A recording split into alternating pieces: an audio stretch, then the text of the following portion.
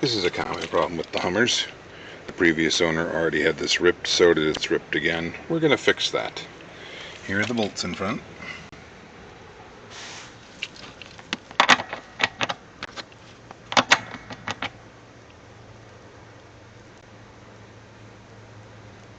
They're an 18 milli, right there.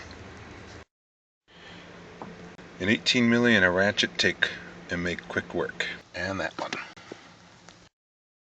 Okay, so I never did tell you we're back on project going for broke. And this is how the covers come off. You just put a screwdriver under the edge of them, like so, and lift. And they just pop right up and off. And the cover broke, of course.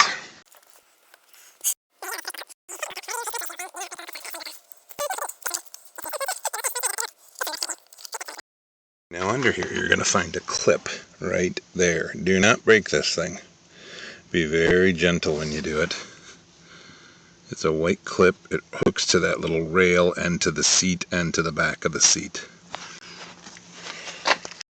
So again, see it right here. There's on the left hand side. So you have to go from the back. You cannot try to undo it from the... You're now free to lift the seat up and out. You just lift straight up and out, put it on an angle and bring it out the door. Okay, the seat is out.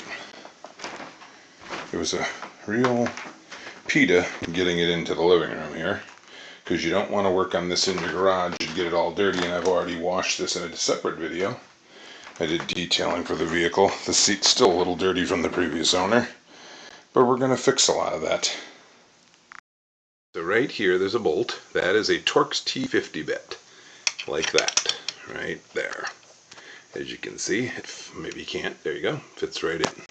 Put it off. It hangs here because there's a piece of wire going through, right there. We'll locate one Phillips, two Phillips screws, right down there where I'm putting my finger. And this hole will be a Torx 15, T15. Okay, once you loosen the screw with the T15, Torx 15, you just gently pull away, leave the screw right in it so you don't lose it. Okay, right down in here, it's going to be hard to show you, there is a white barrel right here. If you pull back on the fabric, there, right there you can see it, it's a yellow tab sticking out of that black cylinder. There's two of them and they have to be depressed inward so you don't break the cylinder. With the cylinder, you can see it, right like so. Little teeth from the cylinder lock in right there where my thumb is. You can see a little opening. There are two of them. You can see the other one on the other side where my finger is. Those connect to the yellow cylinder right there. And you can see there's a tooth and another tooth hidden in there, and those hold them. Now you have to gingerly remove these. There's one, two, I believe there's three of them in here. You don't just yank this, you'll break it. You've got to be very gentle. Yep, you can see it right there. See it?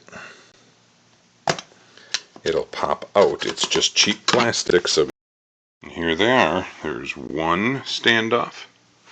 Here's two standoffs. And this is the plastic side piece. Your screw. Do not lose all this stuff. You're going to need it. You now take these plastic pieces right here, pull them up and back. One, two, and I believe there's a third one tucked over there hiding somewhere. And watch your hands on this stuff because it's razor sharp.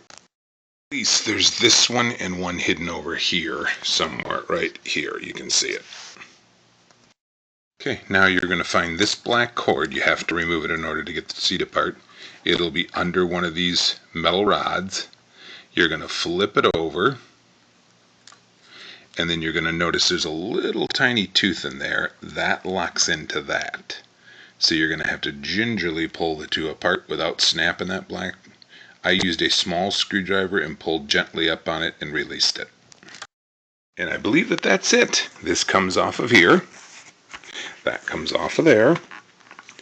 This is now loose at the back. It will pull up and out This is now loose on the sides. This is where the cord goes through this big hole. It tucks right here by this edge of the foam and goes under the seat. Then it gets plugged to this plug, and then you wrap both of them under the wire by the foam. I'll show you later. Now have the seat back upright. We're going to start here in the corner where my hand is and gently pull up. And we're going to start removing it all the way around and untuck it. Real quick. This piece here has to be pulled apart. It reaches inward into a little tab, so they interlock. One goes this way, like a little J-hook, and the other one reaches in the same way, the opposite J-hook. You can see it right here. I hope you can. There's like a little, see it? Right there. I will show you in one more second. It's really hard to show you. I better show you.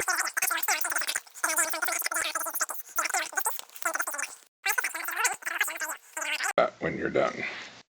The least exciting part. Right down in here you'll see there's a steel rusty ring. There will be at least a half dozen of these in here. This is what holds your actual seat skin, the cover, to the actual metal wire framing inside. There's one way back here where my finger's pointing, 2, 3, 4, 5, 6, 7, and then another 4 on the other side. So yes, just shy of a dozen. But wait, there's more. There's one here, and then on the opposite side there'll be exactly the same one. They actually bring the fabric through the seat and bind it there. There you go. So yes, there are other ones hidden that they don't even show you. There's this strap underneath. You've got to remove that, and then all the foam comes back out, see? And there you go, you get your foam.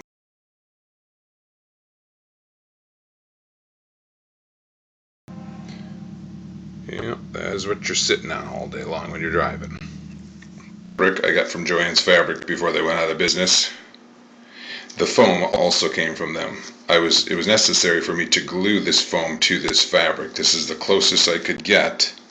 As you can see, they're very similar. The one I bought has a little more blue charcoal in it, but I can live with that. We're making our first seam. We're going to do a fold over hem. Surmise that if you didn't do the hem, it would tear away from the fabric immediately. This side will be captured, these sides won't be. It's about the same length, within probably 1/8 of an inch. The height is a little taller, only because this fabric has been smashed over so much, it actually, as you can see, spreads out. Now there's little witness marks here, you need to make sure to put those back. Right there where my finger is, there's a little witness mark. See it? I have 2 of the witness marks, as you can see. Those will line up with other witness marks so you'll know where to put this thing. Witness marks come in. You'll see there's one here and one there. You'll line those up with this fabric. Make sure to sew it the right direction. Okay, we've started it. You can see I've laid this one back here over the top. And so now I'm putting this one all the way back down to here. And you can see how I've got these lined up. Okay, that's the first side sewn down all the way up to here. We're now going to fold these back, and then we're going to overlap them with this material. But I think I made my hem or my seam way too tight, so I'm going to have to seam rip that and do it again. Both of the first seam is made. Here's the old fabric laminated right into where the new one is. I still need to patch across this, otherwise it'll just fall apart. Okay, now God willing, we don't screw this up, because right here literally will be the seam. And then we got to go and do our black stitch. We're not going to do, I don't think we're going to do a white stitch. I'm pretty sure I'm going to leave it just black. And that's it.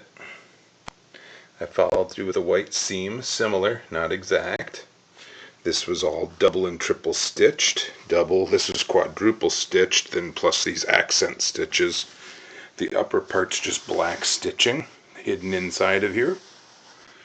And then I overlapped the fabric that you saw me doing before. I overlapped it both ways, and then I sewed that same flat back down. So this thing has been reinforced considerably. So The foam here is a little weird, so the fabric kind of hangs over on a weird angle. I can live with that. Why don't you go ahead and smash that like button? How about subscribing? We'd appreciate that. And hey, you have a great day. Don't forget to give some comments. Everybody's comment is appreciated.